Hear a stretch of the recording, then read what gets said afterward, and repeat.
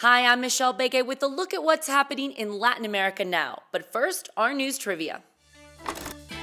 Which Latin American country won the most medals at the Paralympic Games in Paris 2024?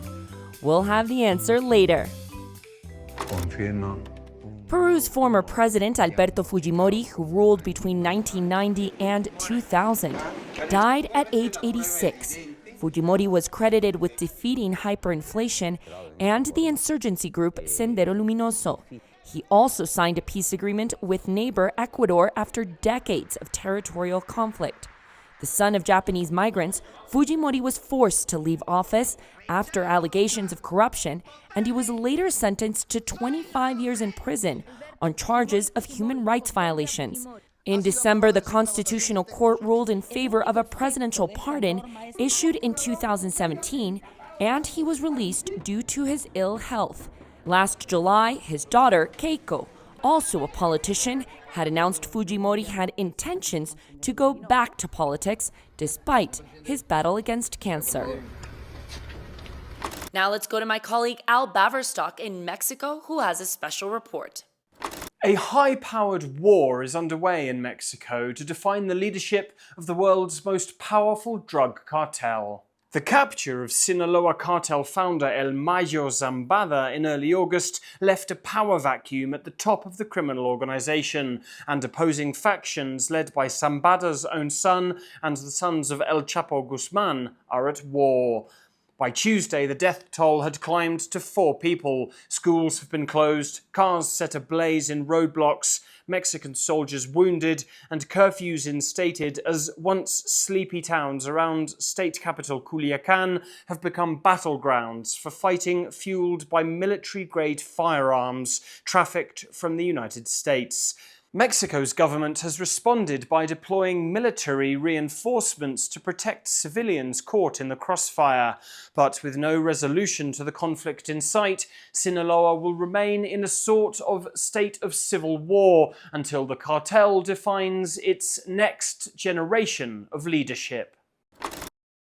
There's a severe drought in parts of South America, and wildfires are on the rise as well. In Brazil, the smoke coming from the wildfires in the Amazon rainforest and other regions are literally choking major cities like Sao Paulo. Take a look at these images of the smoke covering large portions of one of Latin America's largest cities. Meanwhile, in Bolivia, something similar happened in Santa Cruz. Bolivia's defense ministry declared a national emergency due to the raging forest fires. Now let's go to Argentina, where my colleague Joel Richards has a special report. Late last week, a strike by pilots and flight attendants of Aerolíneas Argentinas over pay affected more than 15,000 passengers. More than 180 flights were suspended at the 2 main Buenos Aires airports. And this week, another strike affected over 300 flights and more than 35,000 passengers. This latest strike was part of ongoing discussions over the future of the airline. Aerolíneas Argentinas is a state-owned company, but has been earmarked for privatization by the government of President Javier Milei, who is trying to reduce the size of the government and bring in foreign investment. Unions have criticized the sale, arguing that no private airline would offer services on less popular routes. The government published a decree on Wednesday aimed at opening up the aviation sector. According to the government, the reform should boost the number of routes, flight frequencies, and also bring in more competitors. Now let's check out what stories we're following for next week. Colombia's government and one of the country's largest guerrilla groups, Segunda Marquetalia, have agreed to resume peace negotiations. This comes after they halted in July. We'll be following how the peace talks develop. Both parties announced the negotiations will take place in Havana, but they did not provide dates or deadlines. Segunda Marquetalia is a dissident faction of the FARC that broke away back in 2017. And now the answer to our news trivia. The answer is A. As the Paralympic Games came to an end, Brazil emerged as a superpower, finishing 5th in the middle count. Brazil won a total of 89 medals, including 25 golds.